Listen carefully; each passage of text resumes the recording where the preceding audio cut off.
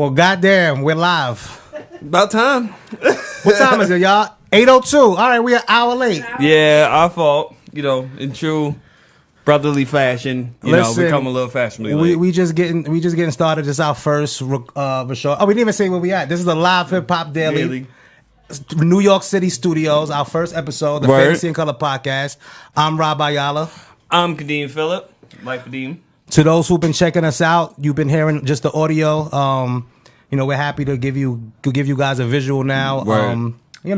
So you could kind of join us and see how we look when we talking this shit. You know? We have our little reactions, our funny moments, but you got to see another side of it, and we just want to bring you out some more content, man. So, like we said, that's our first episode. Just to shout out, also, there's a few other shows that will be on the Live Hip Hop Daily NYC. Word. Shout out Picasso and the Rap and Sip Show. Shout out Katori Walker with the Art and Soul Show. Yep. So we're just trying to bring y'all a lot of content. If you know anybody out there that's into this type of shit, we talk art, music, pop culture. Let them know about it. Yeah. But other than that, you ready to get in? Yeah, I'm ready. We've had a break. We had a nice little break. We've been out here working, but we had a break from talking with you guys. So we ready to get it in. And you know what's first up? What? Gucci gang, Gucci gang, Gucci gang, Gucci gang. Gucci. Oh, Gucci. The fuck is going on, man? And mind you, this ain't nothing new. It's just that they and it's not just Gucci. It's who else was it? Fendi. Fendi. No, was it Fendi? Who else was it, babe? That did the out of order shit besides Gucci recently? Oh, Montclair, and there's one more. We gonna check. It was one more brand. Might have been Fendi. I don't know if it was Fendi. Yeah. These motherfuckers is wilding out. This is just blatant. What's your takes on this shit? I mean, if you really look at high fashion, like any type of fashion throughout time, kind of, we've always had some kind of controversy with some fashion. There was Tommy Hilfiger at one point. Yeah. There's this Gucci thing. Montclair. At one point, there was like the rumor of Timberlands and stuff like that. We never got if that was true or not. There was a rumor. You said Tommy Hilfiger, right? Yeah. Timberland, but definitely some shit with Timberland. Also, let's not forget like high fashion places like Barney's with like kind of profiling. So let's be real. Like in the concept of high fashion, kind of like giving us some weird type of like basically not even showing us no love. This isn't the first time, or trying to disrespect us. This isn't the first time in history that has happened. But this is, and I don't even know about first or last because I mean we might not remember everything. But I would just say this is just super fucking blatant. What do you think is? We know it's no fucking accident. So wait, so what is the mindset? Are they saying? Because it's almost, this is how I take it. It's almost like, watch this. These motherfuckers will wear anything that have our logos on it. We could even fucking degrade them and put fucking the most worst stereotypical images we could find. I seen the turtleneck. The turtleneck was dead fucking First of all, who the fuck is wearing a turtleneck like that? I've never seen a turtleneck with a weird red part and a lip. What the fuck is that? Weird. That shit was weird, first of all. But let's get into the psychology of the people making the shit. Yeah. Are they thinking that what? We are so blinded by fashion that we won't give a fuck? I mean, let's be real. A lot of people don't give a fuck. We'll get into that. Yeah. But I just don't see how it could be that blatant. I'll be honest. I feel like when you look at the mindset, it's almost like the name and recognition that you get from wearing the name doesn't matter what the fuck is on it. Doesn't matter fuck what it looks like. It's the fact that it's Gucci. And they're just like, we're Gucci. We can put whatever the fuck we want, and you're gonna buy it. Yeah, and I feel like there's been certain things in fashion where I feel like people just slap a name on it, and it's like it's $900 to $1,000 for it, and it looks like some homeless streetwear, or it looks like some bullshit. But it's like this was just like this is some Chris, one of our producers. Can we get some information on some of the other brands recently? I know it was Gucci. I know it was Montclair. There's one more. I'm not sure if it was. It might have been Fendi. Yeah, just research that. So first, like I said, we want to dive into. We're gonna get into, people who are choosing to still roll, and we'll get into us. But first, I'm trying to get in just their mindset, if it's possible. How could it be so fucking blatant? How did they have a meeting and? It's kind of like the H&M shit. Like who really came? Like I really always wondered. What was that? The monkey, the kid, monkey? The black kid, and the Prada. Okay, there we go. The devil wears fucking Prada. Like the monkey with Oh yeah. The devil wears fucking Prada. There we go. Not Fendi. But no. $750 toy monkey. A $750 toy monkey. Yeah. Nigga, that's my rent. And that shit. I'm about to say your rent $7. Oh yeah, okay. So hold on, his roommates. I got you. Your section, nigga. I thought you had a time machine to the fucking the 90s. I wish I paid that much for an apartment. So the mindset behind these motherfuckers, they sat at a meeting. Yeah. It was people. It was higher ups, people that I'm sure people that do been marketing for, you know, you have to have somebody that at least been doing marketing for 10 years, 20 years. So how did this pass? I feel like it gets to a point with certain brands, certain people, where you disconnect. Like either you don't care or you don't involve people of different backgrounds that this can offend in a way. So I think in a brand that is one European. Yeah, and then all of them. they're all European, but in this case, this one is definitely European. There's no question Gucci's European. And they don't, I don't know, I won't say maybe they don't see these things as racism because it's a different type of temperature probably over there, but at the same point, they might not give a fuck. They might not have somebody who is connected to a culture like ours where we deal with that. Come type on, of at shit. this point, who in the fucking world at this point doesn't know? No, they still know it's racist, but they might have also not given a fuck. But okay, so there you go. Yeah. So what's the end game? To get us to stop wearing it, or to get us to wear it? To get us to wear it. And the fucking humiliate ourselves. I think it would get us to wear it and for us to humiliate ourselves. Like, the idea of a black woman putting that fucking turtleneck on, probably somebody and they had thought the that whitest white girl ever as the model. Word, like, she was pale. She was straight off the fucking Brady Bunch. Haven't been outside in a long time. Like, sunscreen necessary. And it's like, come on, bro. Like, that was just blatant. Like, I've seen some shit where it's like, but that was blatant. That was blatantly like, what the fuck is that? I've never seen somebody put lip section in a goddamn turtleneck. What the fuck is that? I feel like I get it. We come from generations of not having shit, being at the bottom, living in the worst neighborhoods.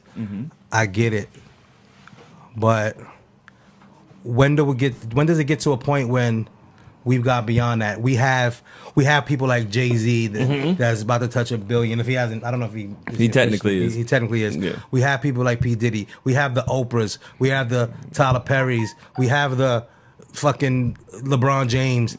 At this point, Picasso's asking me where's the address. Somebody DM him. Really? Oh, no, he said never mind. He got it. Sorry. I have ADD, so I'm gonna. Anybody who doesn't know, we're gonna blank in and out. Yeah.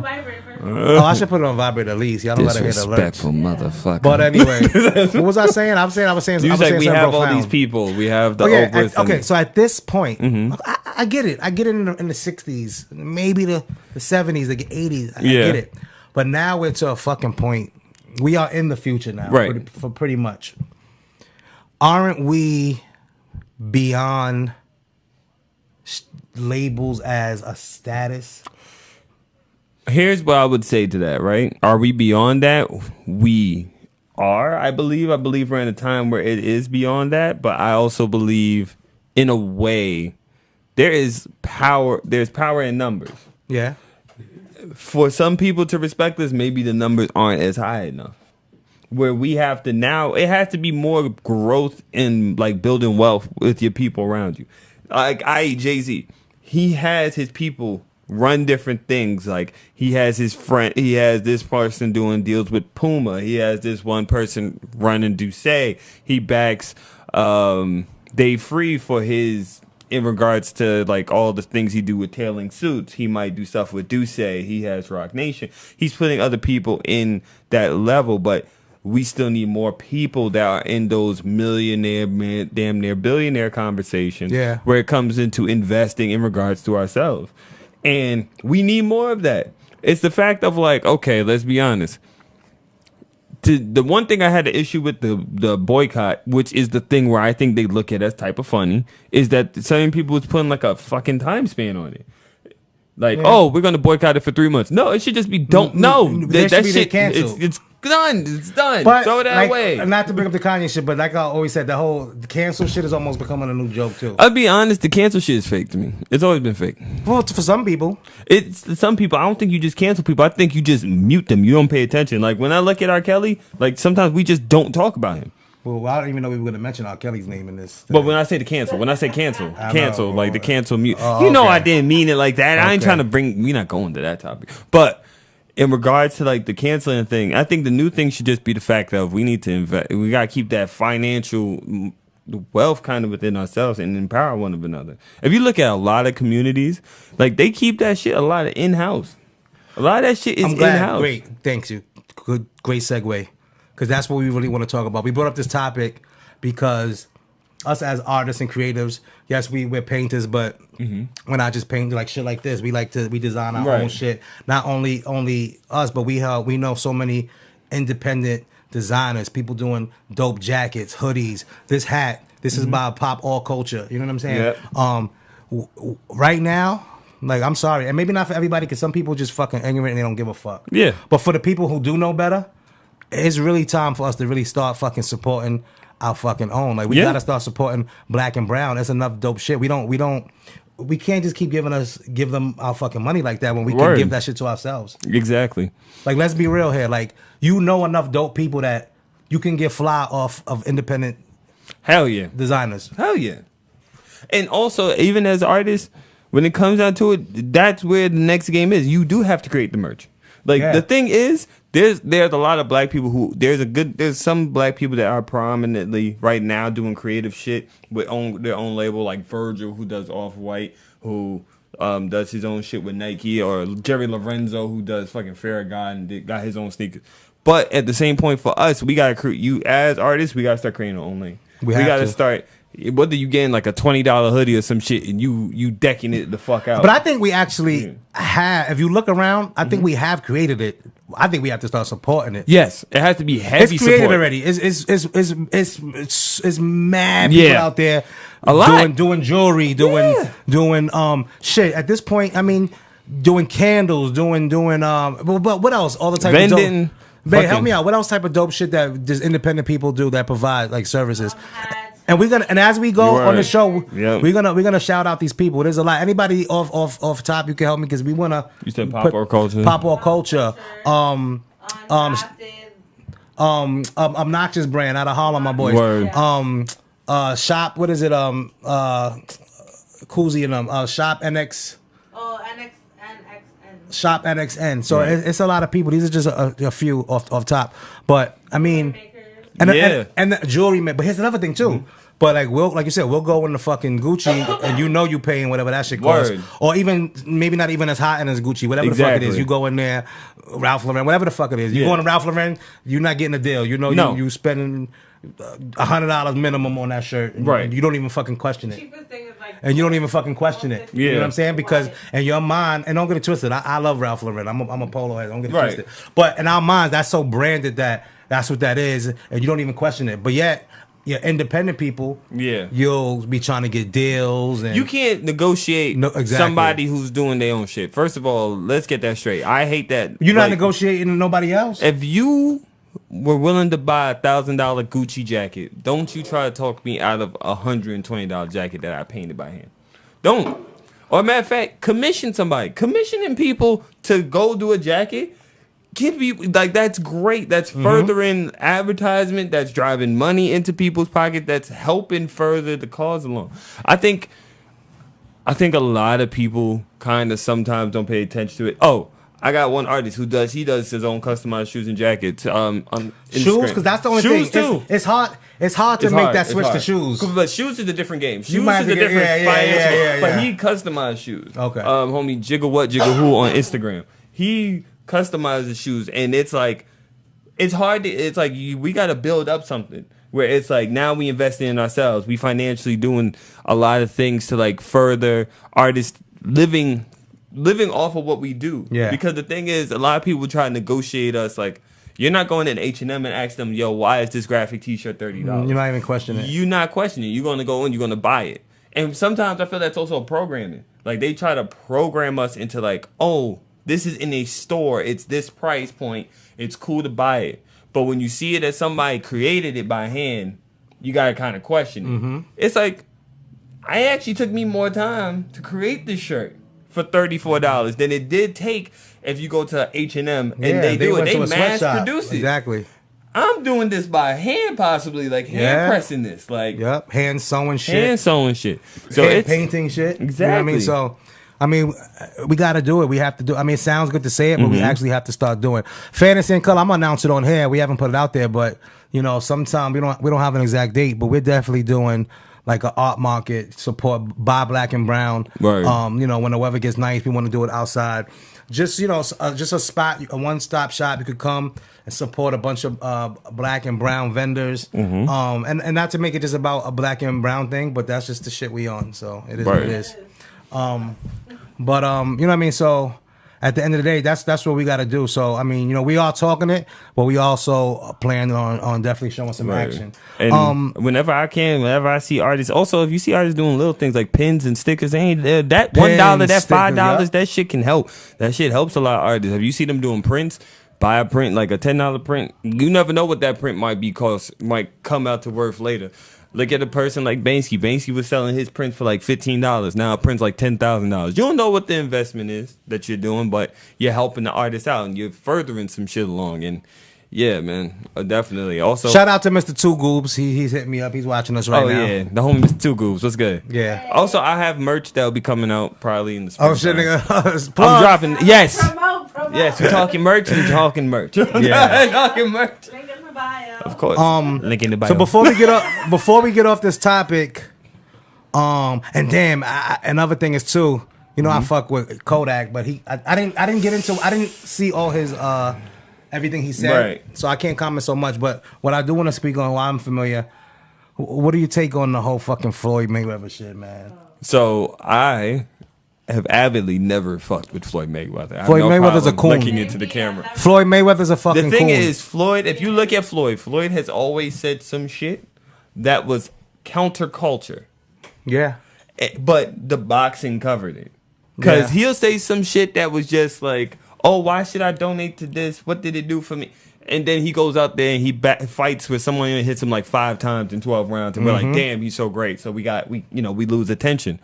But this is who Floyd is. Floyd, he's not going to boycott shit. He's not going to stand against shit. That's who Floyd is.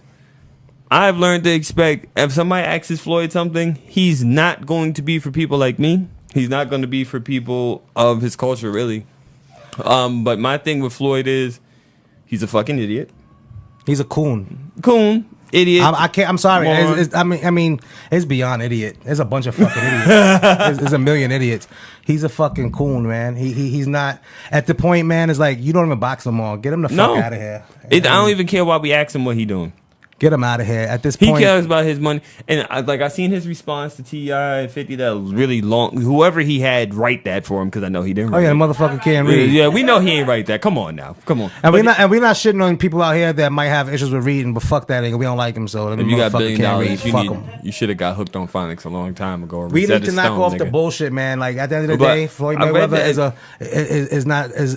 he's a fucking cancer to us because at the end of the day, people like him out here.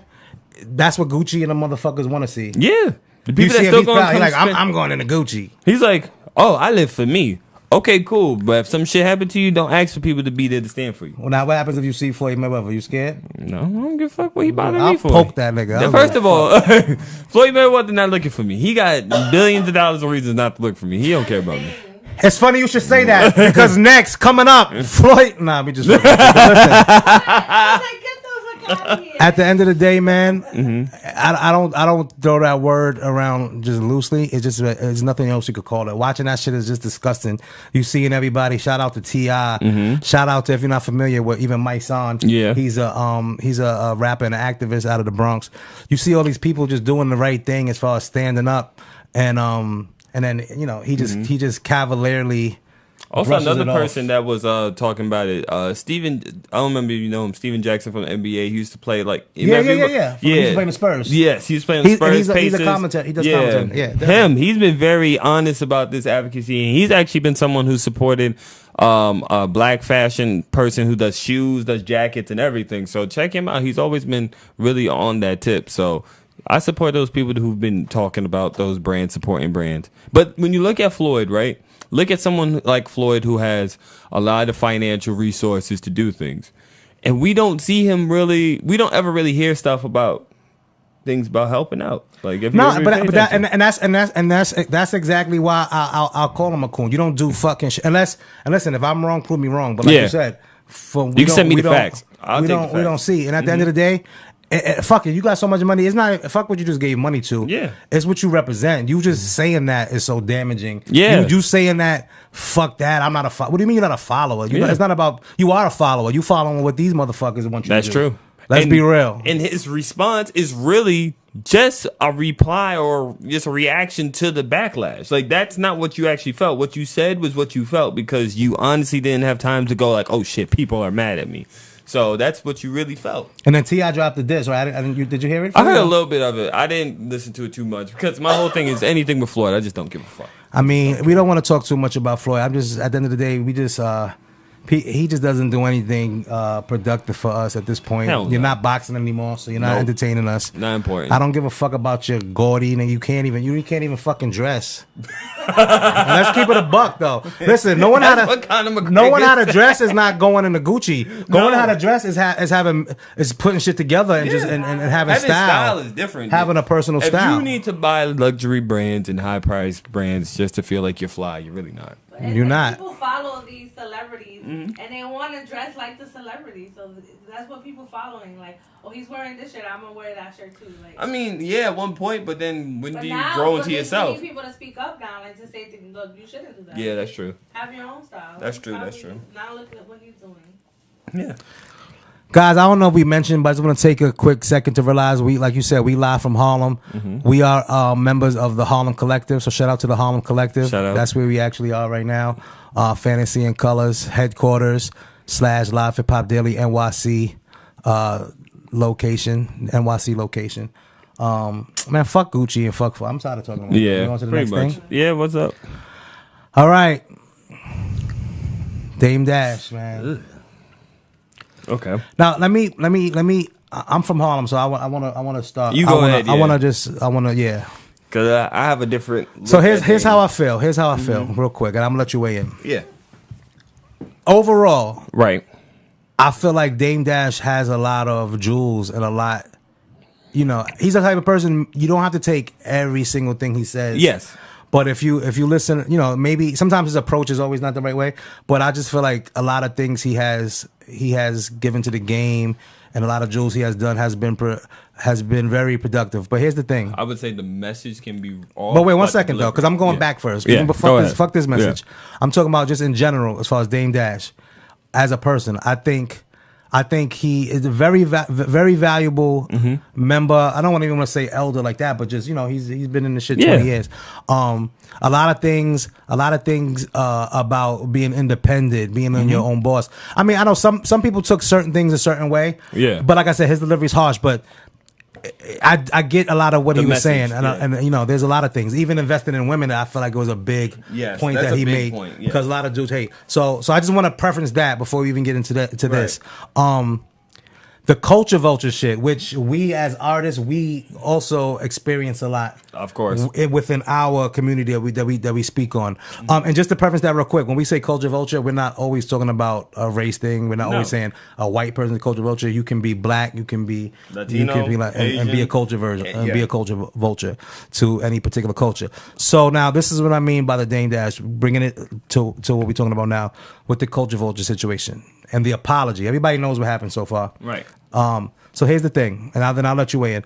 But what my thing is this: I don't feel a way about him apologizing to Jay-Z or Biggs or Jim Jones, because that's his people. Yeah. And if me and you somehow fall out years later, one of us apologizing, that's not whack. That's wanting to be right with your people. You know what I'm saying? So whether they forgive you or not. Yes.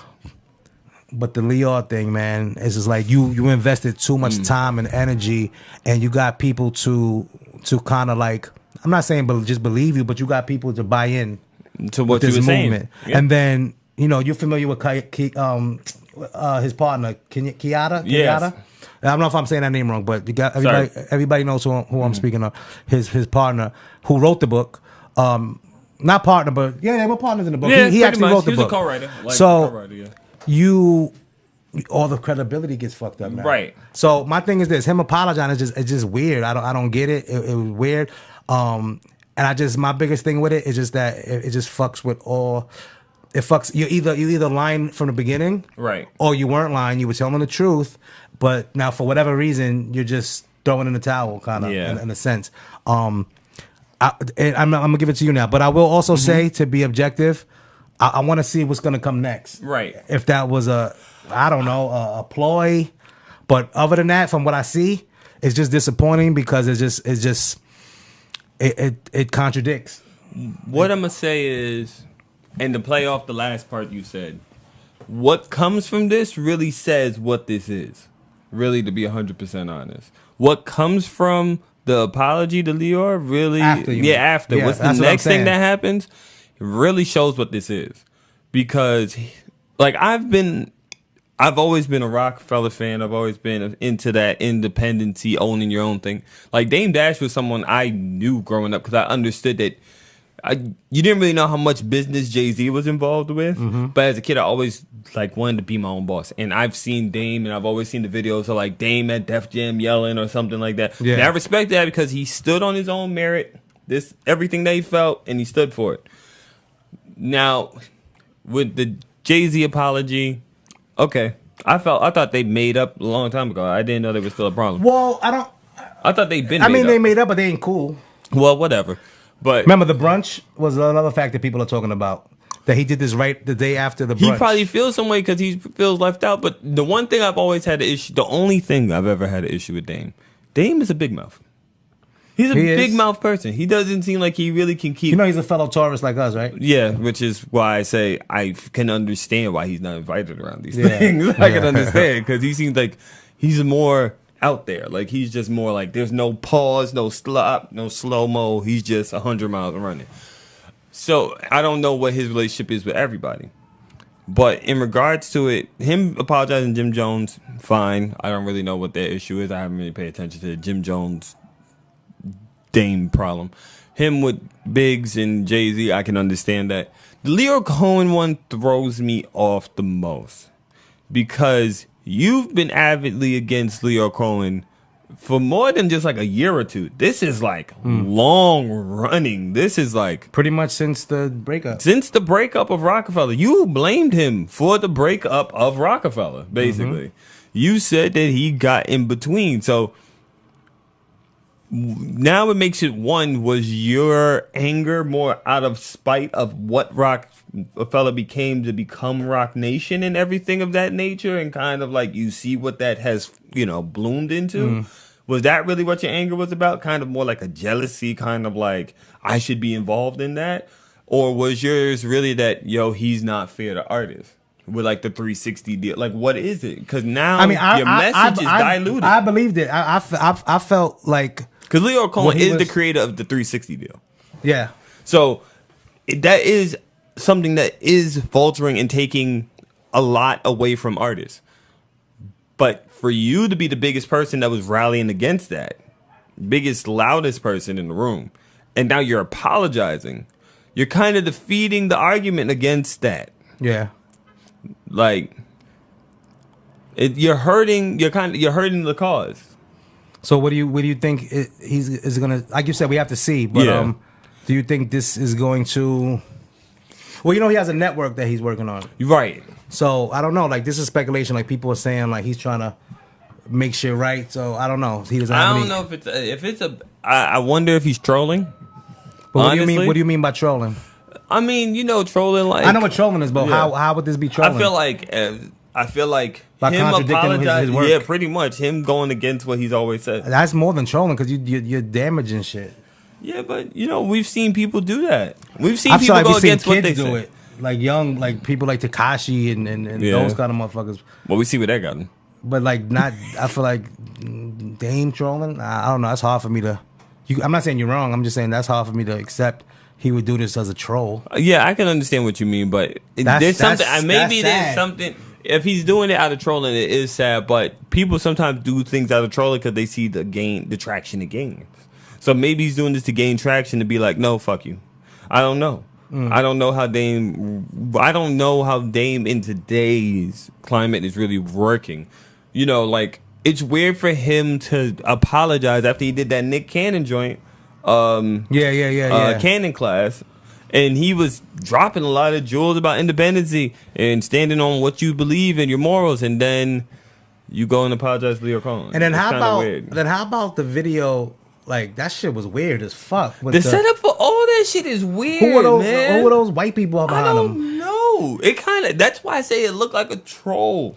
That shit look like Illuminati fucking. Yeah, look like he make it almost seem like the people got him, and the people was like, "Yeah, you're gonna have to apologize. You're gonna have to say you sorry for this." And it's like, say sorry, motherfucker. It's like, what's going on? It's like it's weird. It's really off. I don't know, man. But the thing for me is, it's just I've always liked Dame. I've always liked Dame. I know maybe he hasn't had the greatest business practices, which is, that's him. But I've always liked love his independent spirit. Yeah, his independent spirit is something where it's like I could tap into that. You know what I mean? Like I could tap in and be like, damn, that is motivating. That is amazing, and it makes me want to be on my own shit. Yeah, and that's something that I can honestly say Dame made me want to do. And it's weird to see him and also be unapologetic in the way I move about the shit that I believe in full-heartedly. And it's weird for me to see him just be like, I'm sorry. I think we just have to see. I don't know. We have to see what happens. I mean, we can't wait too long, but no. I want to see what happens in the weeks to come. But as it stands right now, it's very disappointing because it just contradicts. And there's a lot of people it's a movement. People that bought these books. Word. I never got to read the book, but it makes the book look like now I don't even want to know if I want to get the book. And then it's like it was supposed to be a part 2. I think it was like I don't know. I think that's another reason why I said that. That's why I said the troll. What if this is just a troll to the book? I don't know. But no, because it makes people no. Well, the guy who wrote it said he's not going to do it anymore. He says the credibility's done. Then I don't understand what's going on. And he said that's what he I don't know, man. That's enough about that. But like I said, at the end of the day, it's just we're gonna see what's going. It's a little disheartening. So let's talk about something we spoke about earlier, just to get back into like the art world. Yeah. But specifically the artist being professionalism. Right. You wanna touch on that? I mean, I can only speak for myself as an artist. Okay. Personally, I try to make working with me the easiest thing. Okay, so wait. Yeah. So then let me before you even go there, because you already the perfect model, so you can't start it. Yeah. let's talk about people who aren't. What do we mean by professional? Professional? We mean as an artist. Yeah. We mean being not fuck your work. I'm not even talking about your work now. We're not even talking about your actual. Because your work is how you work. I can't tell you. I mean that's professional or not too, but we're not talking about that. We're talking about how you carry yourself in the business of art as an artist. Nobody's saying you got to be, this is not a corporate thing, this art world shit. Right. But there is just a certain level of, and not just professionalism, but just, etiquette. Exactly, perfect word. Etiquette of how you carry yourself. Mm-hmm. So this is what we mean. Being a kind of, okay, so let's say you're an artist, you're out here, you're doing shows, you're signing up for shit. Yeah. Following up on what you have to do. Right. Being on top of your things you're responsible for. Right. If let's say you're, whatever show it is, there's always a set of rules. Just not being so blah. I feel like a lot of artists, you have to decide if this shit is a hobby or if it's something you're really fucking doing. Right. If it's a hobby, then fuck it. I mean, if it's a hobby, I don't knock that, but sometimes at some point you got to get the fuck out the way. Word. I don't mind you coming a little bit, but if this is serious about you, you should be on point. You should be on point. You should be as far as on your end. So, for example, like when you do shows, you have to.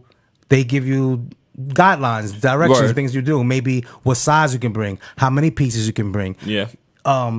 It's not professional for you to completely ignore what the person has event that they're throwing, what their guidelines and rules are, and just come because you're an artist. You know, artists just do what the fuck they want to do. Right. You're coming through with 5 pieces when they told you to bring 2, or they told you to have it under 24 inches, and you come in with a fucking 36 like 50 inches by 60. You know what I'm saying? Yeah. When we're not even communicating that or asking, Right. but that's not professional. And you might not notice, but you know, as Fantasy and Color, we throw events, and you just being so connected to us, you know a lot of the things we deal with too. It's just disrespectful to the people that are working hard to put together a production that at the end of the day is highlighting you. You know what I mean? So that's one aspect. Being another one I want to say real quick is how you fucking carry yourself now.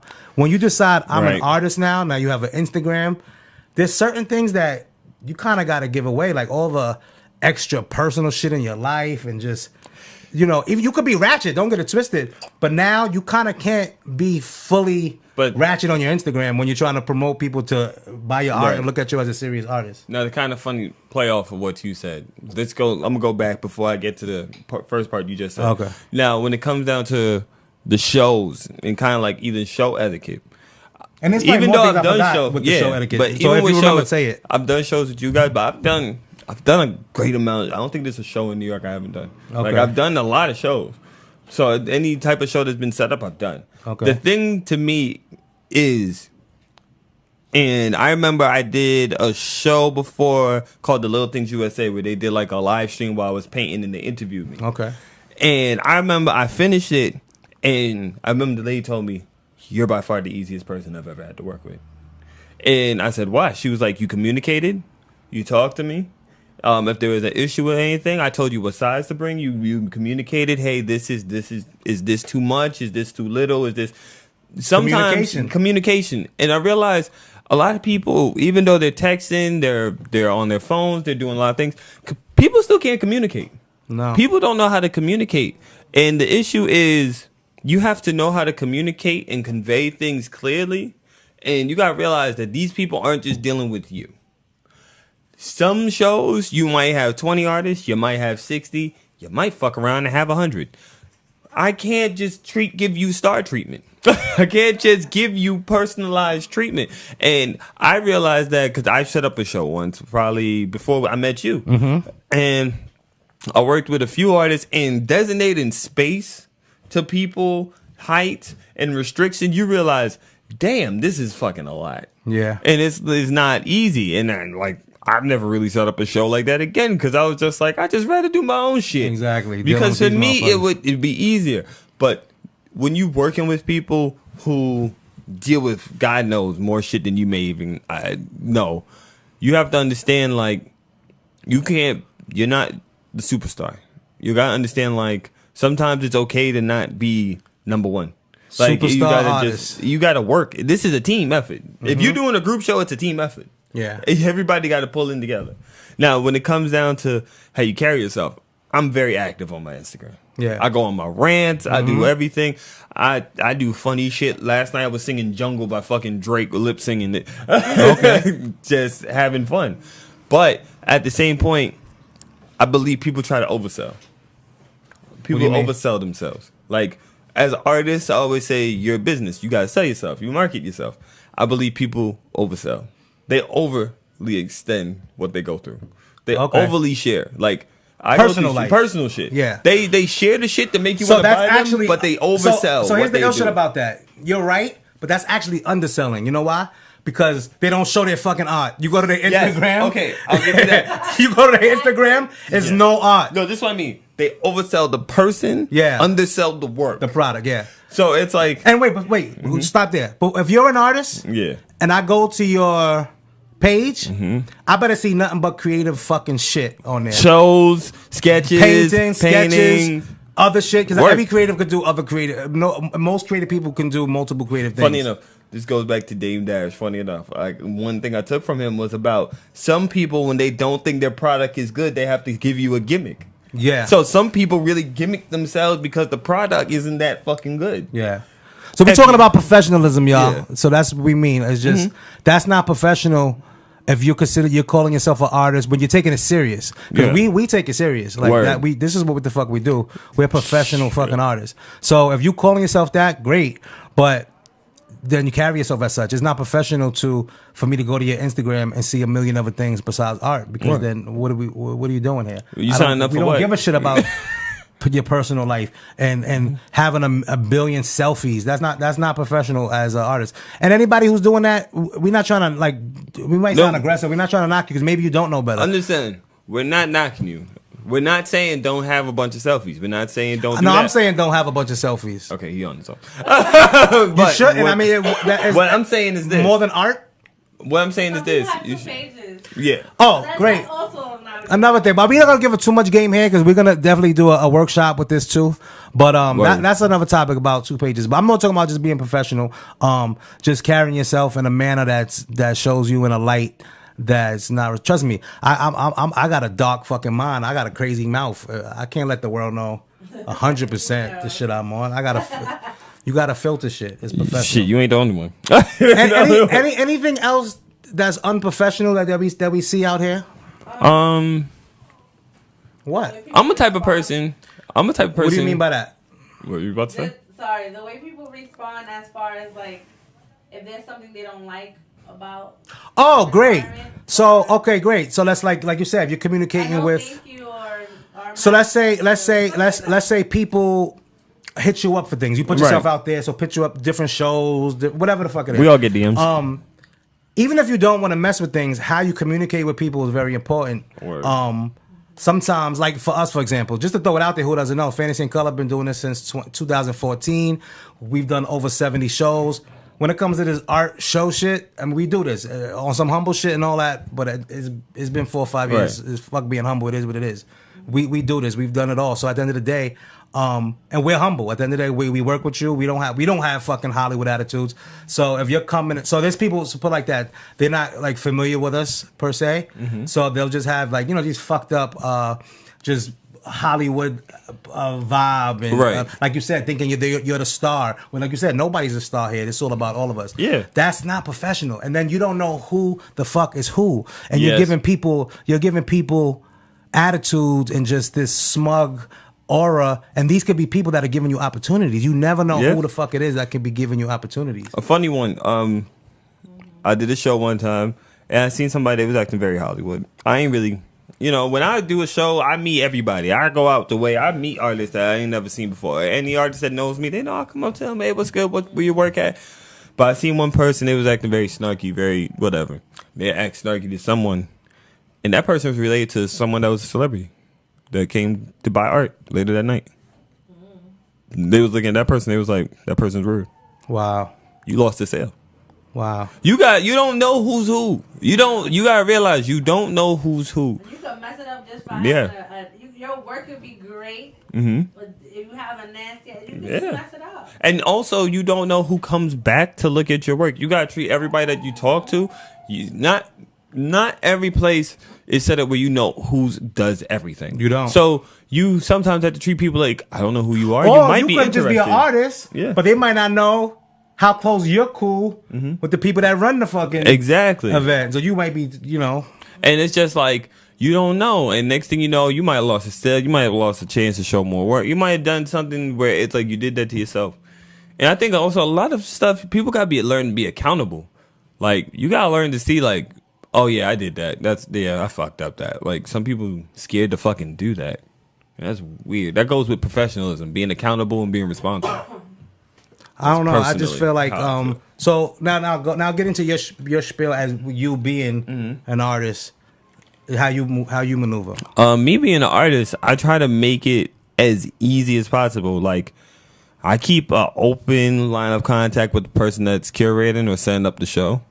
If I'm doing my own show, I keep an open line of contact with someone who I might be renting a venue from. Actually, the number that called me before, that was from the people I'm renting a spot from. So we keep an open line of contact. We'll text. We'll keep an open line of contact to let them know what's going on. Check with, what's the regulations? You have to, in constant communication, making the flow of communication easy as possible, and then also approaching it's in a way of, I'm interested. I'm doing this. This is something I want to do. Where you're showing the initiative to make it happen, and not just that, but you're helping it all flow as easy as possible. Makes it easier for people to want to work with you again. Recently, I went to my school.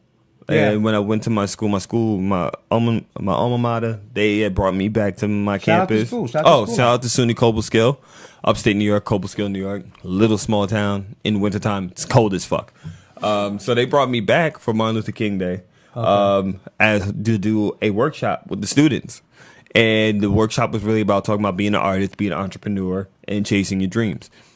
They said it was so easy to work with me because I constantly was communicating. We had set this up, I think the day I left for Miami for Art Basel. Yeah. They had called me for it, or a couple of days before. Then I spoke with the person in alumni. We spoke about it. We made everything work. We set up my stay. They paid for where I was staying. Everything in regards to that, they was paying for me to come. They asked me to be on another panel even later on that day because they really liked me being on the first panel. And everything had worked out really well.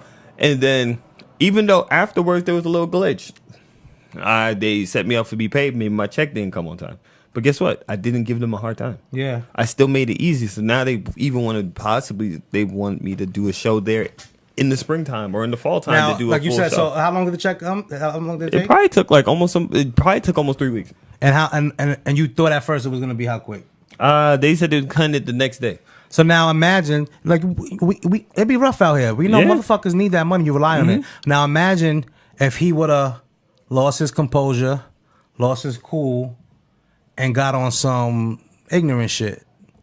Then you could have fucked yourself out of an opportunity. This could be an ongoing opportunity for you. And they want that. They want it to be an ongoing opportunity for me to come back and speak to these kids. And I also even raffled off a painting to a student. So now they see it as, oh wow, he's really willing to, help the students out. And you open more doors being patient, being more being more involved in communications, and also just carry yourself with this very cool, calm, and collective demeanor.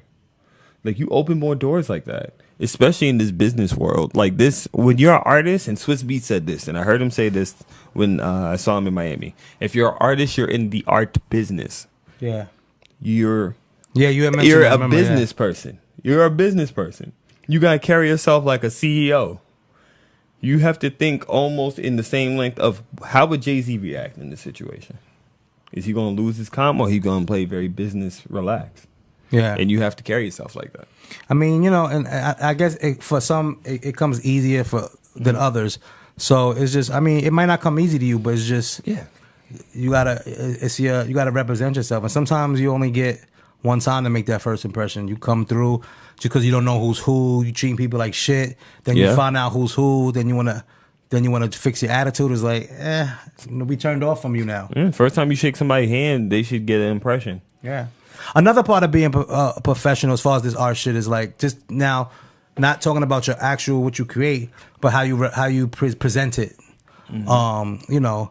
You want to come with your shit together, man. If you dropping off art in a show, you don't want to just fucking be throwing people a canvas all loose or just. We've seen all types of shit, loose pieces of paper and shit. Like, have some pride in your presentation and in your work, how it's packaged, how you bubble. If we have to transport your shit, you bubble wrap your shit or just whatever. Just put it in a proper casing that is proper. Not just giving some shit you don't give a fuck about. You know what I mean? Like, completely. If you don't give a fuck about it, how you want us to give a fuck about it? My mom always taught me that. She was like, not just carry yourself, but carry anything that represents you. With a certain level of respect, because anything that represents you is how people are going to treat you. Yeah.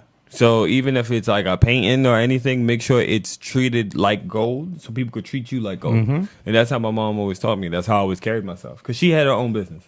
So I was like, if she did something, and anything had her hands on it, or anything had her like touches on it, she made sure that it was like with respect. It was like she presented it in a respectful manner, so that way she could gain respect back. I can understand if you're not getting respect back and it's just like, all right, fuck it. Yeah. But if someone's being respectful, present respect too.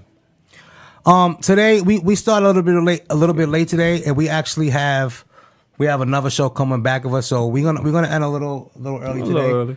Just to get ready for that. Bear with us. This is new situation. We happy to have this new facility to give you this content. We got shout out to Christy Ayala on the boards. And any last words you want to shout out? Man, thank you guys for supporting us. Thank you guys for checking this out. I really greatly appreciate it. And we got some stuff coming. We got the Chaos show in March coming. We got Johnny Park show coming in March as well. I will still be announcing a solo show soon. Yeah, very soon. Very soon. We know it's springtime. Yeah, springtime. We'll probably by the end of this week. There'll be an announcement. By maybe in the next show, you could give a full announcement on Definitely. that and details. But guys, stay tuned. We have Richard Picasso on the Rap and Sip show coming right after. It's hilarious. This is the Fantasy and Color podcast, Live Hip Hop Daily. It is what it is. Yep. See y'all next time. We out.